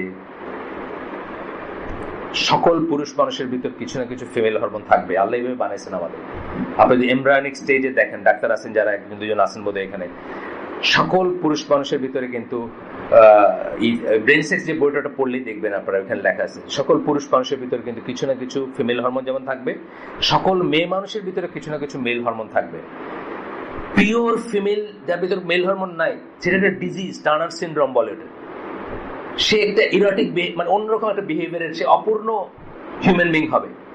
সুতরাং প্রত্যেকটা নর্মাল মানুষের ভিতরেও কিছু স্ট্রেন্ড এবং ট্রেন্ড অফ এক্সট্রিমিজম থাকতে পারে। আমরা এগুলো জানার পরে ইনশাল্লাহ ওগুলোকে ওয়াইপ আউট করে দিব। আমি এরকম ছিলাম যে বাথরুমের, মানে পাবলিক টয়লেটের বাথরুমের হ্যান্ডেল ধুলে বাইরে এসে হাত ধুইতাম সাবান দিয়ে, অসওয়াজ, তাই না? আস্তে আস্তে চলে গেছে, এটা আস্তে আস্তে চলে গেছে। আমি টয়লেটে গেলে গোসল করতাম, যখন টয়লেটে যেতাম গোসল করে বাইরে হতাম, টয়লেট বলতে মানে বড় কাজ যখন সম্পন্ন করতাম, গোসল করে বাইরে হতাম। এইরকমের অসওয়াজ ছিল আমার। আমি আস্তে আস্তে নিজেকে কারেক্ট করছি। আমি আজকে মানে আলহামদুলিল্লাহ অলমোস্ট দ্য নর্মাল আর কি জায়গায়, হয়তো 100% না, কিন্তু আমি বলতেছি এগুলো আমাদের ভিতরে থাকতে পারে, প্যাথোলজিক্যালি থাকতে পারে, পার্ট অফ লাইফ হিসেবে থাকতে পারে, পার্ট অফ বায়োলজি হিসেবে থাকতে পারে, কিন্তু আমরা সেটা থেকে ইনশাল্লাহ বের হয়ে আসি। আর এই কথাগুলো এত শুনতে অনেক সময় সুন্দর লাগে, রিজেকশনের কথাবার্তা শুনতে সুন্দর লাগে, খাওয়ারিজদের কথাবার্তা শুনতে সুন্দর লাগে, অনেক ইখলাস সম্পন্ন মনে হয়, এইটা করি না, ওইটা করি না, এটা খাই না, ওইটা যাই না, এটা করি না, কিন্তু at the end off day দেখবেন সব খারাপ কাজগুলো তারাই করে যাচ্ছে। যার কথা বললাম ও যে এখনো তাই আছে, এখনো সুদের ব্যাংকে চাকরি করতেছেন, এখনো তাই আছে, তার লাইফস্টাইলে কিন্তু কোথাও চেঞ্জ আসেনি, কিন্তু উনি সমালোচনা করে বেড়াইতেছেন সকল মানুষকে যারা এক্সট্রিম হিসেবে ডুবে যাচ্ছে, চেষ্টা করতেছে গলাটা কোনো মতে ভাইসে থাকতে, তাদের মাথার উপরে উনি আরেকটা বসায় দিতেছেন যে ইসলামী ব্যাংক ব্যাংকিং না, এটা সুদী ব্যাংক। আসলে তার মানে কি আপনার ওয়ান ফাইন মর্নিং মনে হবে ধুর কি করতেছে আমি, সব ছেড়ে দিই, তাহলে সবাই মিলে সুদ খাই এখন, চল ইসলামী ব্যাংক না, মানে আপনিও দেয় আমিও তাই, সবাই মিলে সুদ খাই এখন। যদি সত্যি সবকিছু সুদ হয় তাহলে 15% তো ভালো, 5%-এর জন্য কেন ই করতেছেন আপনি, তাই না? টাইনা আপনার 5% দেয়, 6% দেয়, কোনো বছর দেয় না, এত কষ্ট করার দরকার কি? দুইটাই যদি সুদ হয় তো 50% তো নিবো আমি, নিতেই যদি হয়, ইউ মাস্ট। তো যাই হোক, আসেন অন্যদিকে চলে গেলাম। আমরা একটু গেলাম এই জন্য যে আমরা রিলিজিয়াস এক্সট্রিমিজম নিয়ে পড়তেছি। এই স্ট্রেন্ডগুলা আমাদের সবার ভিতরে আছে, কারো এটা আছে ওইটা নাই, কারো এটা আছে এটা নাই। আমরা ইনশাল্লাহ এগুলো সারাই ফেলবো এবং দিনকে অসওয়াস থেকে আলাদা করব, দিনকে হাওয়াত থেকে আলাদা করব, দিনকে নিজের ডিজায়ার, নিজের হুইমস থেকে আলাদা করব, হুজুগ থেকে আলাদা করব, শুনতে ভালো লাগার থেকে আলাদা করব। আমি বারবার বলি যে শুনতে ভালো লাগা, এলোকোয়েন্স কিন্তু কোনো কিছুর দলিল না। অনেকবার বলছি, আবারও বলতেছি, এলোকোয়েন্স কোনো কিছুর দলিল না। রাসূল সাল্লাল্লাহু আলাইহি ওয়াসাল্লাম এলোকোয়েন্স বা সুন্দর করে কথা বলাকে সিহরের সাথে তুলনা করছেন, জাদুর সাথে তুলনা করছেন। ইয়েস, ইট ডাজ ওয়ার্ক, এটা কাজ করে মানুষের উপর, কিন্তু কাজ করলেই এটা ভালো তা না। আপনারা দেখতেছেন না যে কাদের এসে আপনার দিওয়ানা, মুসলিম উম্মাহ কাদের বক্তৃতা শুনে দিওয়ানা, কাদের গান শুনে দিওয়ানা, কাদের নাটক দেখা দিওয়ানা, এগুলো তো সব সিহর, জাদুর মতো কাজ করতেছে তার উপরে। আপনার বাকের বাইরে মাইরে ফেলছে নাট্যকার, মিছিল করে ফেলছে মানুষে, বাকের ভাই কেন মরবে? কতটুকু কাজ করে দেখেন এলোকোয়েন্স মানুষের উপরে, অথচ অল অফ ইট ইজ মিথ্যা, তাই না? একজন মানুষের ব্রেন থেকে বাইরে হওয়া একটা কল্পনা, যাচ্ছে সে একটা চরিত্র বানাইছে, ইউ আর বিলিভিং যে ওই চরিত্রটা রিয়েল। এই চরিত্রটা কেন মাইরে ফেললো, আপনি তার জন্য মিছিল করতে শুরু করছেন। কত কত কত করুণার পাত্র এইসব মানুষগুলা, যারা এইভাবে মিথ্যাকে এলোকোয়েন্সের উপর মানে সুন্দর করে বললো দেখে সত্যি মনে করে সেই জন্য মিছিল করে রাস্তায় বের হয়ে যাচ্ছে। মায়া হয় না? আমার তো মায়াও হয় যে এই মানুষগুলো আসলে গবাদি পশুর মতো। আল্লাহ যে কোরআনে বলছেন গবাদি পশুর মতো মানুষকে, এই মানুষগুলো গবাদি পশুর মতো, কেউ চিন্তা করতেছে না যে কি করতেছি আমরা। একটা লোক পয়সা কামাইতেছে, অল সেড এন্ড ডান। হুমায়ুন আহমদ ছিল একদম পিওরলি কমার্শিয়াল রাইটার, আপনাদের শুনতে যেমনই লাগুক, এবং হুমায়ুন আহমদের আপনাদের জানতে যেমনই লাগা, ওই নুহাসপল্লীর তে বৈশা মদ খাওয়া সমাজবাদী মানবতাবাদী মানুষ ছিল সে। একজন লেখছে পেপারে, পড়তেছিলাম একটা ইসে আর কি, লেখায় ব্লগে যে যিনি লেখছেন উনি মহিলা, তো ওনারা কোন একটা দামি শাড়ির দোকানে গেছেন একদিন, তো গিয়া একটা শাড়ি উল্টা পাল্টা দেখতেছেন, কিনতে পারেন না, অ্যাফোর্ড করতে পারেন না। হঠাৎ দেখলেন মেহের আফরোজ সাউন্ড কোথা থেকে আসলো, একসাথে 5টা কিনা বোধহয় 50,000 টাকা ক্রেডিট কার্ড কিনে দিয়ে চলে গেল। মানে এই ধরনের গল্পটা আর কি। তখন ওনারা খুব অবাক হয়ে তাকায় আছেন এবং একটু ব্যথিত, একটু নিজেদের অক্ষমতা নিয়ে একটুই। তখন দোকানদার বলছে, আপা আপনার জামাইয়ের বয়স যেদিন 60 বছর হবে আপনি সেদিন এভাবে কিনতে পারবেন। অর্থাৎ মেহের আফরোজ শাওনের জামাইয়ের বয়স তো 60 বছর, এই জন্য উনি কিনতে পারেন। মানে হুমায়ুন আহমেদ সোজা কথা আর কি, তার অনেক পয়সা। তো এইসব এই যে লেখালেখি গুলো, উপন্যাস গুলাতে যে টুইস্ট গুলা, এগুলো শুধুমাত্র মানি মেকিং গেম। যেটা আপনি পছন্দ করবেন, আপনার ভিতরে একটু কলজায় বা কি বলেন, আপনার হার্টে একটা টুইস্ট আসবে, মনটা একটু নরম হবে, একটু কান্না কান্না ভাব আসবে, এবং বেশি আসলে আপনি আত্মহত্যা করতে পারেন আর কি। হুমায়ুন আহমেদের বলছেন না যে হুমায়ুন আহমেদের লেখা পড়ে নাকি ঢাকা ইউনিভার্সিটির ছাত্রীরা আত্মহত্যা করছে অনেক, এই জন্য তারা দোষারোপ করছে। তো আমার আছে জল, একটা বইয়ের নাম, আমি পড়ি নাই। আমি হুমায়ুন আহমেদের বই পড়ছি প্রথম 2টা, যখন আমি ইন্টারমিডিয়েটে পড়তাম, নন্দিত নরকে আর শঙ্খনীল কারাগার, বাস। আমি এরপরে এই যে এইসবের এগুলোর নামও জানি না। তো আমার আছে জল নাকি একটা বই, খুব ইনফ্লুয়েন্সিয়াল বই বাংলাদেশের তরুণীদের ভিতর। এটা পড়ে নাকি ঢাকা ইউনিভার্সিটির মেয়েদের দুঃখের চোটে আত্মহত্যা করে ফেলছেন। কে জানি তারা এই করছেন, দোষারোপ করছে। আমি দেখছি যে স্যারের উচিত ছিল আর একটু চিন্তা করে লেখা আর কি। স্যার তো পয়সার লিগে লিখছে, স্যার তো নুহাস পল্লী কিনছে লিখে, বুঝছেন না? স্যার ছিল পুলিশের কার ছেলে, তাই না? নুহাসপল্লী কিনছে স্যারে, ওইখানে বসে মদ খায়, এবং ফাইনালি মদ খেয়ে নাকি সে মারা গেছে, জানেন তো? সে নাকি অপারেশন থেকে মারা যায়নি, এটা তো আসছিল। এটা নিয়ে আবার অনেক রকম পলিটিক্স হয়েছে। সে যখন মোটামুটি ভালো হয়ে যাচ্ছে, তখন মানে সময়ের আগেই, মানে ডাক্তাররা যখন পারমিট করেন তার আগেই সে মদ খেয়ে পড়ে গেছে, সেটার থেকে নাকি সে মারা গেছে। এটা আসছিল, সে এই লেখালেখিতে আসছিল। যাই হোক, আবার আমরা চলে যাচ্ছি যে সুন্দর করে কথা বলাটা কোনো দলিল না, উত্তেজিত করে কথা বলাটা কোনো দলিল না। আমাদের দেশে মানুষ আছে যে খুব উত্তেজিত করতে পারে, মানুষে পারে না, সারা জাতির উত্তেজিত করছে এরকম মানুষ আছে, এইগুলো কোনো দলিল না, আসেন। এরপরে কি বলতেছেন? However, if the mosque were built by one of the deviant, misguided groups such as the Qadianis, মসজিদ বানাই থাকে এমন একটা গ্রুপ যারা টেকনিক্যালি মুসলিম না অথবা ডেভিয়েন, তখন কি করবেন? অ্যান্ড সো অন, আরো যদি অন্য গ্রুপটা করে, then it is obligatory to remove them from the mosque while the name of the mosque remains and is still sanctioned to pray therein. তাদেরকে রিমুভ করবেন, মসজিদে থাকবে এটার নাম, এবং আপনারা তখন প্রে করতে পারবেন যদি ডেভিয়েন্ট গ্রুপই করে থাকে। আর কবরের ব্যাপারে তো আমরা আগেই বলছি, কবর সরাই ফেলতে হবে, নাহলে মসজিদ সরাই ফেলতে হবে, ডিপেন্ড করে মানে কোনটা। 3 নম্বর কন্ডিশন হচ্ছে, ওনাদের 3 নম্বর কন্ডিশনটা কি ছিল আমরা দেখে নেই, দেখলে পিছনে দেখলে একটু সুবিধা হবে। মামুন কি ঘুম পাইছে? খুব মনোযোগ দিয়ে শুনতেছেন, মাশাআল্লাহ। কানে তুলা দিয়ে শুনলে আর ভালো, কারণ বাইরে হয়ে যাবে না। না না, আমি বলতেছি কানে এক কানে তুলা দিতে পারেন, দুইটা না, এক কানে তুলা দিলে এখান থেকে ঢুকে ওখান থেকে বাইরে হবে না, আটকে থাকবে। আমি একটা ইয়ে করতে চেয়েছিলাম, আমাদের গ্রামটা, আমার দাদার বাড়ি, হ্যাঁ, দুদু মিয়া পীরের অংশ। আমি শুনলাম সুফিয়ান ভাইরও আমাদের পাশাপাশি, ওই এলাকা জুড়ে কোনো মসজিদ ছিল এবং তারা ওই যুক্তিটা মানতো যে এখানে কোনো মুসলিম প্রতিষ্ঠিত হয় না, এই জন্য কোনো জুম্মা নাই, ঈদের নামাজ নাই, এমনকি মসজিদও। ওনারা আসতো ধানের সিজনে বজরা দিয়ে দান নিয়ে যেত। আমার দাদার দুদু মিয়া পীরের অনুসারী আমাদের মামুন ভাইয়ের যে জায়গাটা, মামুন ভাই পড়ছে নাকি আপনার? না, কুমিল্লা পড়ছে, দাউদকান্দি, ঢাকার পাশাপাশি জায়গা। তো ওইখানে কোনো মসজিদ নাই, তেমন একটা নাই, এখন হচ্ছে আর কি। আর জুমা পড়তেন না, দুদু মিয়া পীরের অনুসারে জুমা পড়তেন না, কারণ কাফেরের দেশ, এখানে জুমার কোনো অব্লিগেশন নাই। কিন্তু ধানের সিজনে আবার বজরা নিয়ে চাল ধান উঠাইতে আসতেন আর কি। জাস্ট লাইক চরমোনাই আপনি দেখবেন, চরমোনাই নাকি সাংঘাতিক সম্পদশালী গ্রুপ, নাকি একটাকে করে দেয়, কিন্তু অনেক অনেক অনুসারী দক্ষিণবঙ্গে। আর আমি এটা বুঝছি কি, খুব সিম্পল মানুষ, কিন্তু একেবারে গ্রামের ক্ষেতের মানুষ। ওই দিন ওদের একটা কনভেনশন ছিল এসে, আমি তো জানি না, গত শুক্রবারে আমি শান্তিনগর মসজিদে প্রোগ্রাম করতে যাইতেছি, দেখি যে পাকা হাতে, হাত পাকা, একেবারেই ডাউন টু আর্থ মানুষ। কিন্তু এইসব মানুষগুলো খুব সিম্পল মানুষ, কিন্তু হার্ট গুলো খুব সিম্পল, বিলিফ সিম্পল, সহজেই বন্ধ রেখে দেয় কারো কাছে হৃদয়টাকে, আত্মাটাকে। যাই হোক, 3 নম্বর পয়েন্টটা ছিল যেটা ওনারা পয়েন্ট আউট করেন, 3 নম্বরটা ছিল হচ্ছে C. Excellent. The mosque must have been founded on the basis of piety and fear of Allah. তাকওয়ার উপর প্রতিষ্ঠিত হইতে হবে মসজিদটা, তাকওয়ার উপর প্রতিষ্ঠিত হইতে হবে। এবং তারা এটার জন্য দলিল নিয়েছেন সূরা তাওবার আরেকটা আয়াত, 108 নম্বর আয়াত, যেখানে আল্লাহ বলতেছেন, there is a mosque whose foundation was laid from the first day on piety. মসজিদুল হারামের কথা বলতেছেন,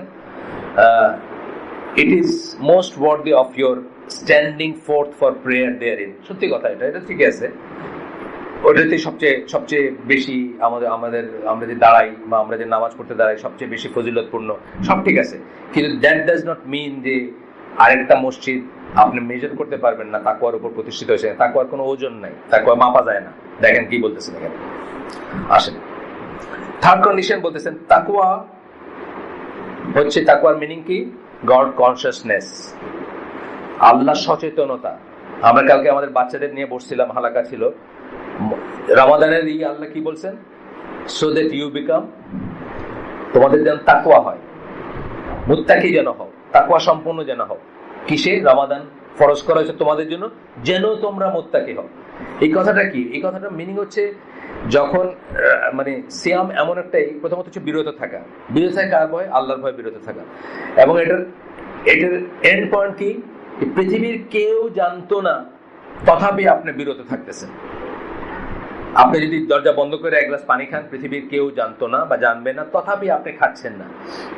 এই যে আল্লাহর প্রেজেন্স সম্বন্ধে, সার্বক্ষণিক প্রেজেন্স সম্বন্ধে যখন আপনার মনেই থাকবে, এইটা 1 মাস ধরে অভ্যাস করলে যে কোনো অনুশীলন, যে কোনো এক্সারসাইজ, যে কোনো ওয়ার্কশপের পরে কি হয়, তার একটা আসর আসে আমাদের উপর। আসলে ISO 9000 ওয়ার্কশপ করছেন, তারপরে একটা কাগজে একটা ভুল কথা লিখতে গেলে না, এটা লেখা উচিত না, এটা এইভাবে লেখা উচিত, ডকুমেন্টেড প্রসিডিউর এইভাবে, তাই না? আসর থাকে।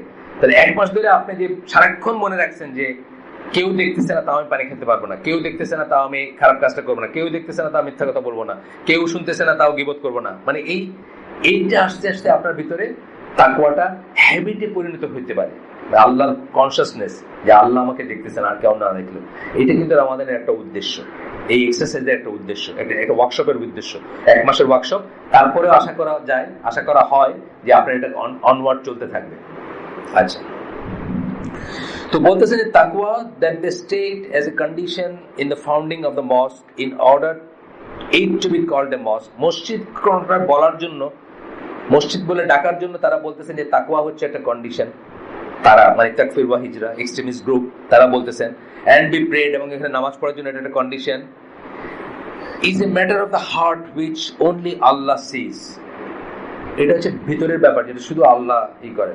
আপনি দেখলেন যে গ্রামে আপনার একটা চকচক করতেছে এই ইসের, আপনার আমি তো সিলেট যাই, আপনার বিটুইন ব্রাহ্মণবাড়িয়া এন্ড মাধবপুর, হ্যাঁ বিটুইন ব্রাহ্মণবাড়িয়া মাধবপুর, ডান পাশে দেখবেন একটা একদম সিরামিক এর একটা মাজার মার্কা জিনিস আছে না, বিউটিফুল মসজিদ, বিউটিফুল মাজার, মানে মাজার কাম মসজিদ বোধ হয় আমার ধারণা, ফ্ল্যাগ ফ্লুক থাকে। ধরেন আমি মনে করলাম এটা শুধু মসজিদই, আর তার মাইলখানেক দূরে গিয়ে আপনি দেখলেন যে জাস্ট গোলপাতার ছাউনি দিয়ে একটা মসজিদ। আপনি কি মেজার করতে পারবেন যে কোন লোকটার তাকওয়া বেশি? মেজার করার কোনো উপায় নেই। হইতে পারে ওইটা বেশি, হইতে পারে এটা বেশি, এই কথা। People are only ordered to judge things according to the apparent and seen. আমরা বাইরে যা দেখবো সেটা দিয়ে মানুষকে জাজ করব, মানুষের ভিতর চিরে দেখতে পারবো না, দেখা উচিত না। এমনকি আপনি জানেন যে একটা মানুষ পসিবলি কাফের, কিন্তু সে নিজেকে মুসলিম বলতেছে, আপনাকে মাইনে নিতে হবে যে সে মুসলিম। এটা আল্লাহর সাথে ব্যাপার, আপনাকে মাইনে নিতে হবে যে সে মুসলিম, বুঝছেন না? যে জন্য ধরেন এই যে কলা গোত্রের যাদের কথা বলি, তারা যখন মুসলিম ক্লেম করে আমরা চুপ করে যাবো, আল্লাহর সাথে তার হিসাব, বুঝছেন না? The secret matters are left only to Allah. The mere fact of building mosque to worship Allah therein should be founded on piety. However, Allah's words, মানে এটা ঠিক যে মসজিদটা বানানো হবে তো আল্লাহর উদ্দেশ্যে বানানো হবে, পরেশগারি সৎকর্ম তাকওয়ার ভিত্তিতে বানানো হবে, ঠিক কথা। মানে মসজিদ বানাবে কে, কারা বানায়? ইউজুয়ালি ইসলামজীবীদের কথা আমি বলতেছি না, ইউজুয়ালি কারা বানায়? ধরেন এই যে মসজিদের কি নাম, নবীনগর মসজিদে আপনার সবাই যে যা পারছেন, আল্লাহ যাদেরকে তৌফিক দিয়েছেন, সবাই যুক্ত হইলেন কেন? যে আহলে সুন্নাত জামার মতো করে কথা বলার একটা জায়গা নাই, একটা মসজিদ নাই, একটা মার্কাজ নাই, একটা খুতবা শোনার জায়গা নাই। এই সাইফুল্লাহ ভাইদের আমাদের এখানে যারা যারা হালাকা করেন, যে 3 জন বা 4 জন, এরা বাংলাদেশের বেস্ট আলেম, অথচ তারা দাঁড়ায় একটা খুতবা দিবেন কোনো জায়গা নেই ঢাকা শহরে, রিয়েল সেন্সে নাই, আছে মানে জোড়াতালি এটা সেটা। যে এই জন্যই তো আপনারা এটাই করছেন। তাইলে কি প্রাইমারিলি আপনারা কি চাইছেন? আল্লাহর জন্য করছেন। দেয়ার আর পিপল এখানে যে আমাকে রিকোয়েস্ট করছে যে নামটা যেন কিছুতেই কেউ না জানে, অনেক টাকা দিচ্ছেন কিন্তু নামটা যেন কিছুতেই সে না কেউ না জানে। কেন বলছেন এটা? উনি আল্লাহর জন্য করতেছেন, সেই জন্য উনি এটা দেখাইতে করেন না। একইভাবে পার্সন এ এবং person B, person A 5 lakh টাকা দিচ্ছেন, পার্সন বি 5 টাকা দিচ্ছেন, কারটার ভিতরে আল্লাহর কষ্টটা বড় এটা কিন্তু আমি মাপতে পারবো না। তাইলে আমরা অ্যাপারেন্ট যেটা সেটা দিয়ে দেখবো, বাইরে যেটা সেটা দিয়ে দেখবো। ঠিক যেরকম মসজিদে যায়, একটু আগের একটা পড়লাম আমরা, যারা মসজিদে যাতায়াত করে, মসজিদের মেনটেন করে, তাদের ব্যাপারে টেস্টিমনি হচ্ছে দে আর বিলিভার্স, বাইরে দেখে। এরপরে বেশি মুনাফিক থাকতে পারে, ডিফারেন্ট ইস্যু। আচ্ছা, এরপরে বলতেছেন আল্লাহ যে বললেন there is a mosque whose foundation was laid from the first day on piety, প্রথম দিন থেকে তাকওয়ার উপর যা ফাউন্ডেশন করা হয়েছে। আর in the reference to the mosque of Quba as opposed to the, আচ্ছা এটা কুবার ব্যাপারে, সরি আমার মাফ করে দিন, মসজিদ কুবার ব্যাপারে।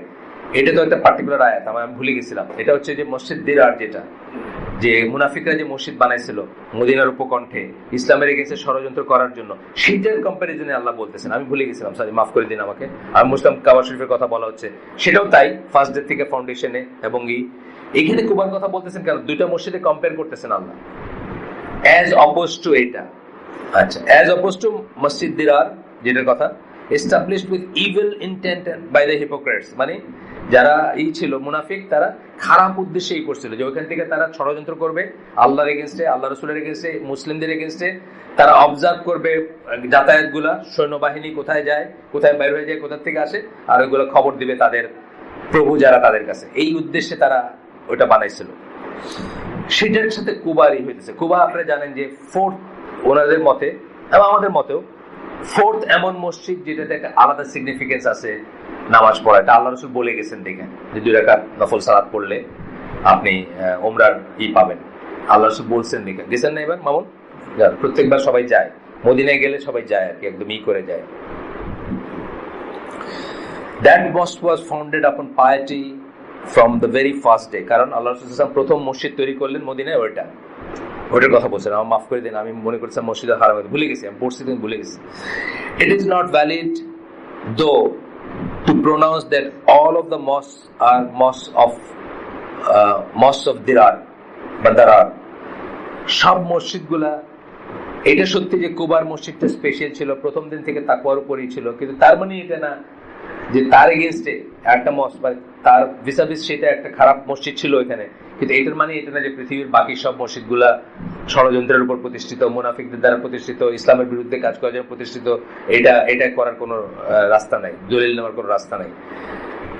That is a statement without any evidence. এটা কোনো দলিল নাই। আপনি যদি বলেন the messenger of Allah sallallahu alaihi wasallam himself did not know, আপনি জানেন গল্পটা আমি বলছি যে আল্লাহ কিন্তু রাসূলকে বলে দিয়েছে যে এই মসজিদ তুমি যাবা না। উনি কিন্তু কনসিডার করতেছিলেন, কিন্তু উনি জানতেন না যে এই মসজিদটা ভেতরে কি চলে। আল্লাহ তাকে খবর দিয়েছেন যে এটার ভিতরে এই কাজ চলে, এই কাজগুলো চলে, আল্লাহ খবর দিয়েছেন তাকে। রাসূল সাল্লাল্লাহু আলাইহি ওয়াসাল্লাম নিজে জানতেন না, himself did not know that the mosque of the hypocrites was a mosque of Darar. মানে উনি জানতেন না যে এটা একটা ইভিল মস্ক, খারাপ জিনিস, খারাপ কিছু করা হইতেছে এর ভিতরে, আনটিল আল্লাহ ইনফর্মড হিম অফ দ্যাট, আল্লাহ যতক্ষণ না তাকে ওয়াহি দিয়ে জানাইছেন। Furthermore the mosque of Dirar or Darar, যাই বলেন, combines together a number of the goals of its founders with evil intent. অনেক কটা উদ্দেশ্য ছিল তাদের ফাউন্ডার যারা এটা প্রতিষ্ঠা করছে, যেগুলো হচ্ছে খারাপ ইন্টেন্ট, অসৎ উদ্দেশ্য, ইসলামকে ধ্বংস করার উদ্দেশ্য। এই উদ্দেশ্যগুলো একটু করে দিচ্ছেন যাতে আমরা পড়ি একটু, যাতে আমরা মনে করতে সেকেন্ড অন্য একটা নতুন চ্যাপ্টার আমি খুলবো না আজকে, এটাই আমরা শেষ করি। প্রথম উদ্দেশ্য হচ্ছে it is harmful to others, that is it is harmful to the believers, এটা বিশ্বাসীদের জন্য ক্ষতিকর ছিল এই মসজিদটা। দুই নম্বর হচ্ছে it is formed on disbelief in Allah, আল্লাহর উপর অবিশ্বাস থেকে এটা বানানো হয়েছে, and competing against the people of Islam, এবং ইসলামের মানুষের সাথে কম্পিট করার জন্য, প্রতিযোগিতা করার জন্য, তাদেরকে ধ্বংস করার জন্য, তাদের বিরুদ্ধে কাজ করার জন্য বানানো হয়েছে। The purpose of hypocrites was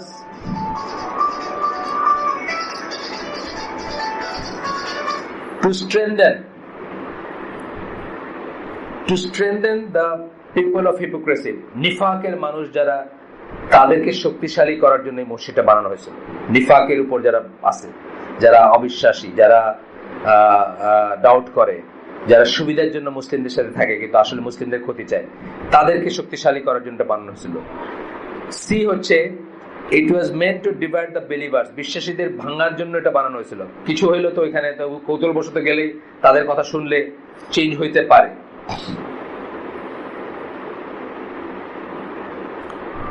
As the hypocrite did not want all of them to attend the mosque of Quba, তারা চাইতো যে সবাই কুবায় না গিয়ে কিছু এখানে আসুক, তাইলে যেটা হবে ডিভাইডেড হবে। আচ্ছা, hence it made the community of the Muslims smaller, এবং তাতে কি হতো, মুসলিম কমিউনিটি স্মলার। ধরেন কথার কথা, যারা কাছে থাকতো ওই মসজিদটা, কুবাটা একটু দূরে, তারা হয়তো কনভিনিয়েন্সের জন্য ওখানে যাইতো। আমরা যেটা করি, আমরা আমাদের পাড়ার মসজিদে নামাজ পড়ি না, আমি তার ফজরের নামাজ পড়তে হাইটা আলামিন মসজিদে আসি, কথার কথা আমি বলতেছি।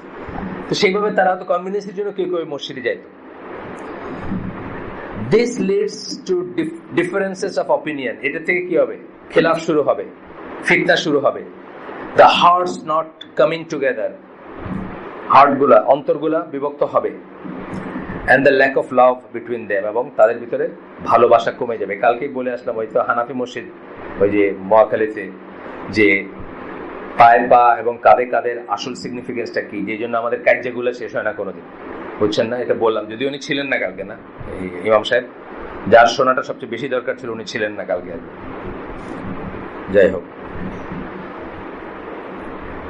এরপরের পয়েন্ট হচ্ছে it was a type of lookout point for those fighting Allah and his messenger, যেটা বললাম, এটা অবজারভেশন টাওয়ার মার্কা ছিল, লুকআউট পয়েন্ট, মানে কোন দিকে সৈন্যবাহিনী গেল, মুসলমানদের কি প্ল্যান করতেছে, বুঝছেন না, খবর আর কি, এসপিওনেজ মার্কের ব্যাপার আর কি। ওইখান থেকে একটা মসজিদ বানায়, ওইখান থেকে দেখলেন আপনি। এবং এটা কার প্ররোচনা এটাই হয়েছিল, আবু আমর আল রাহিব বলে একজন মক্কায় ছিল, সে মক্কার লোক, সে মুসলমানদের এগেইনস্টে উহুদ যুদ্ধে যুদ্ধ করছে এবং পরবর্তীতে সে ইউরোপে চলে গেছিল, তার বুদ্ধিতে এটা দেওয়া হয়েছিল এবং সে বলছিল সে যেন সেখানে নামাজ পড়বে আর কি, তার ইচ্ছা। who was met with the Romans, who met the Romans and sought the support of their emperor against the Muslims or against the Messenger of Allah sallallahu alaihi wasallam. তাদের সম্রাট, রোমান সম্রাটের সাথে দেখা করছে, দেখা করে তার কাছে হেল্প চাইছে আল্লাহ রাসূলের এগেইনস্টে তার সৈন্যবাহিনী বা তার হেল্প চাইছে। সে চিঠি লিখছে, he wrote to the people who established the mosque of Darar and told them to build that mosque so that he would be able to pray therein if he should return. সে ওই লোকদের বলছে যে একটা মসজিদ বানাও, আমি যদি ফিরে আসি আমি এখানেই করবো আর কি। ফিরে আসা মানে কি, তার প্ল্যান ছিল সে মুসলমানদের ধ্বংস করবে, সে রোমান সৈন্যবাহিনী নিয়ে আসবে, রাসূল সাল্লাল্লাহু আলাইহি ওয়াসাল্লামকে ধ্বংস করবে, ইত্যাদি ইত্যাদি যা ছিল তার আর কি। তো এখানে বলতেছেন যে all of these aspects which allowed calling the mosque, এই যা কিছু আমরা আলাপ করলাম, যার জন্য মুনাফিকদের প্রতিষ্ঠিত মসজিদটাকে মসজিদ দিরার বা দারার বলতেন তারা। আপনারা জানেন কেস সাইনের জন্য অনেক সময় শব্দটা আলাদা হয়ে যায়, যেমন মুজাদালা মুজাদিলা সূরা আছে না, দুইটাই কারেক্ট, কিন্তু মুমতাহানা মুমতাহিনা দুইটাই কিন্তু কারেক্ট।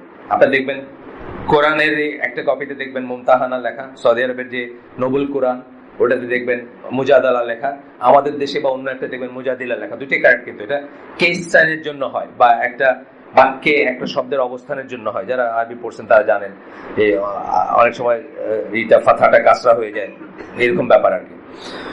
যাই হোক, এইখান থেকে একটা যোগ মনে পড়লো, বাংলাদেশে তো জামাতুল মুসলিমিন একটা গ্রুপ আছে, এদের ভিতরে আবার অনেক ভাগ হয়েছে, ভাগ হয়ে একটার নাম হলো জামাত আল মুসলিমিন। তো এরকম মাইন্ড করে ওদের জামাতুল মুসলিমিন বলবো না, আমরা তো জামাত আল মুসলিমিন। এর মানে কি, আরবির ন্যূনতম জ্ঞানও তাদের নাই, কারণ এটা হলো কেস সাইনের ব্যাপার।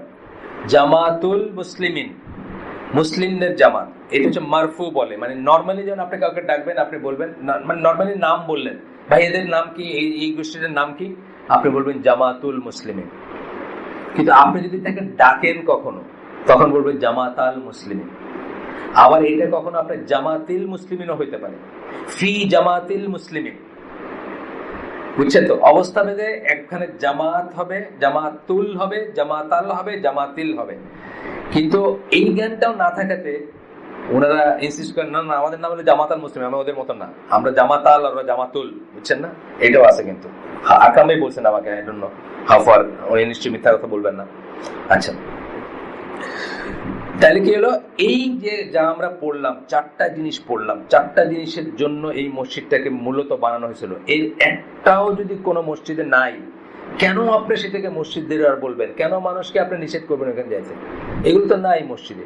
তাহলে আমরা দেখলাম যে তিনটা কন্ডিশন যারা বলছিলেন তাদের তিনটা কন্ডিশনই আসলে রিফিউটেড, এবং it is a form of, in conclusion, the claim that all of the mosques of the Muslim today are mosques of Dirar, save for 4 mosques, is a claim that has no evidence. এই যে তারা দাবি করলেন যে চারটা মসজিদ ছাড়া পৃথিবীতে, মসজিদুল হারাম, মসজিদ আল আকসা, মসজিদুল আকসা, মসজিদুল হারাম, মসজিদ নববী এবং মসজিদ কুবা, এই চারটা ছাড়া আর সব মসজিদ কারাপ্টেড হয়ে গেছে। আর মসজিদে ওগুলো মসজিদ বলা যায় না, ওগুলো মুসলমান নামাজ পড়তে পারবে না বা পড়া উচিত না। এই ক্লেমটা একদম আনফাউন্ডেড এবং কোনো ভিত্তি নাই। এবং এটা ওই রকম স্প্লিন্টার গ্রুপের মানুষরাই বলে থাকেন। পৃথিবীতে এত বড় বড় আলেম চলে গেলেন, মানে যাদের কথা আমরা জানি এই গত শতাব্দীতে ছিলেন, মানে একজনের চেয়ে একজন। ধরেন যে প্রথম তিনজন যদি আমরা ধরি, আব্দুল আজিজ বিন বাজ, মোহাম্মদ বিন সালেহ আল উসাইমিন এবং নাসিরুদ্দিন আলবানী, তারা তো কোনোদিন বললেন না যে ইভেন বসনিয়া হার্জেগোভিনা বা আলবেনিয়ার কোনো মসজিদে নামাজ পড়েন, এটা বলেন নাই।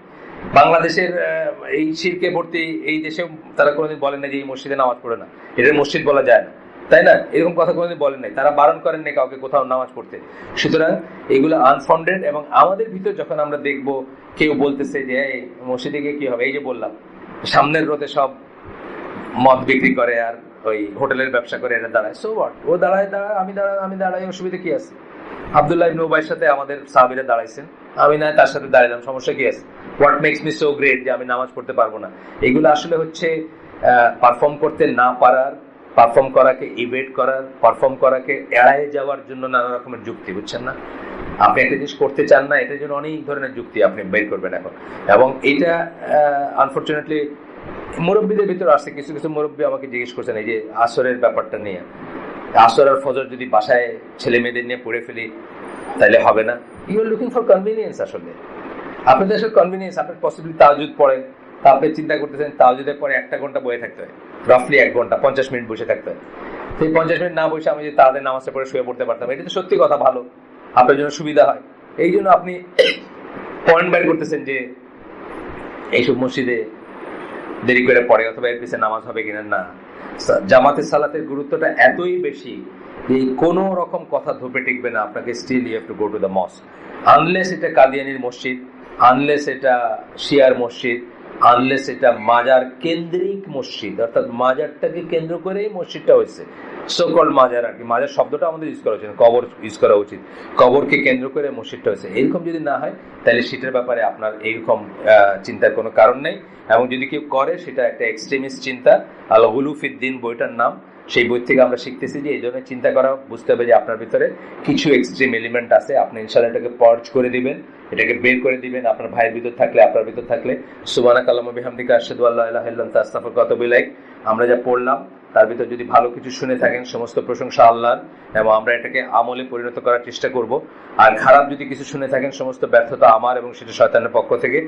আমরা আশা করি যে আমরা একটা সুন্দর মাস সুন্দরভাবে অতিক্রম করতে পারবো। আল্লাহ আমাদেরকে তৌফিক দেন এবং আমরা যেন মানে যেভাবে আল্লাহ চান, যেভাবে রাসূল চান, সেইভাবে ইবাদত গুলো করতে পারি। আমরা জানি ইবাদত কবুলের 2টা শর্ত। কালকে আমরা আমাদের ক্লাস 7 পর্যন্ত যে ছোট্ট স্কুলটা আছে তাদের বাচ্চাদেরকে বললাম, এই ইমান তো থাকতেই হবে, ইমান ছাড়া তার ইবাদতের কোনো মিনিং নাই। ইমানের পরে 2টা শর্ত, একটা হচ্ছে কেবল আল্লাহর জন্য করবেন, সেটা তারাবি হোক, সেটা দুস্থজনকে ইফতার খাওয়ানো হোক, সেটা নিজের রোজা হোক, সেটা নিজের সালাত হোক, শুধু আল্লাহর জন্য করবেন। আর দ্বিতীয় হচ্ছে আল্লাহ রসুলের দেখানো পদ্ধতিতে করবেন। That is applicable to everything. ইফতার করবেন আল্লাহ রসুলের দেখানো পদ্ধতিতে, আর্লিয়েস্ট পসিবল টাইমে করবেন, ফার্স্ট আওয়ারে, ফার্স্ট মোমেন্টে করবেন, ইফতার করবেন, সেহরি করবেন শেষের দিকে করবেন। প্রত্যেকটা জিনিসে মনে রাখবেন যে আল্লাহ রসুল কি করতেন এখানে, শেষের দিকে করবেন সেহরি, টিল দ্য এন্ড বা প্রায় এন্ড হইতে হইতে ওই সময়টা পর্যন্ত। এমন না যে 12টার সময় খায় ঘুমাই গেলাম, ঝামেলা শেষ হয়ে গেল, তা না। হইলেও আবার উঠবেন, যদি টেকনিক্যালি আপনার খাওয়ার দরকার না হয়, আবার উঠে 1 গ্লাস পানি হলেও খাবেন, just to be with the সুন্নাহর সাথে। এইভাবে আল্লাহ রাসূল দেখানোর পদ্ধতিতে সবকিছু করবেন, চেষ্টা করবেন করতে ইনশাআল্লাহ, যেগুলা ডিফাইন্ড ওইখানে। আসসালামু আলাইকুম ওয়া রাহমাতুল্লাহি ওয়া বারাকাতুহু।